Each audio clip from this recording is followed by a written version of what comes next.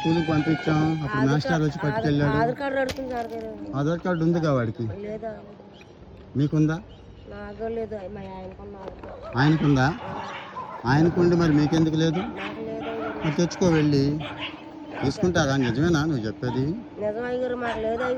మరి అక్కడికి రా, సచివాలయం ఉంది కదా, గ్రామవార్డు సచివాలయం, అక్కడికి వస్తే నేను చెప్తాను. అదే ఈ వీధిలో ఆ చివరి బిల్డింగ్ ఉంది కదా, వాడిని స్కూల్ జాయిన్ చేయకపోతే ఎట్లా అమ్మా? అలా అయిపోతాడు కదా.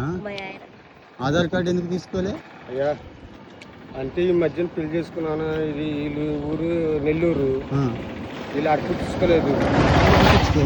తీసుకోవాలంటే మరి మాకు పెద్దోళ్ళు నీకుందా? నీకు లేదా? నాకు నీ కార్డు తీసుకొని ఆ చివరి సచివాలయంకి వెళ్ళు, నేను చెప్తాను, ఇస్తారు. ముందు ఆధార్ కార్డు తీసుకోండి.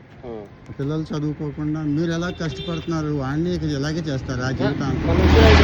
మీరు చక్కటి రిజర్వేషన్ ఉంటాయి. మొన్న వచ్చారు, అడిగారు ఆ కుర్రోడిని జాయిన్ చేస్తారా కూలికి అన్నారు. అవును, ఆధార్ కార్డు అడిగారు. నాది ఓటు ఉంది, నాది ఓటు ఉంది, ఆధార్ కార్డు ఉంది, కుర్రోడు లేదని నేను చెప్తాను. మీరు ఇక్కడేగా ఉండేది ఈ పాకలో? నేను చూస్తాను, చెప్తాను. వెళ్ళి తీసుకొని ముందైతే ఆయన పంపించండి. మీరు కష్టపడి వాడి జీవితకాలం కష్టపడమేనా? ఏమంటారు తెలుసా, మేము గుడ్లు బొక్కులు బట్టలు అవన్నీ ఫ్రీ ఇస్తాం కానీ క్యాష్ మటుకు ఇవ్వం.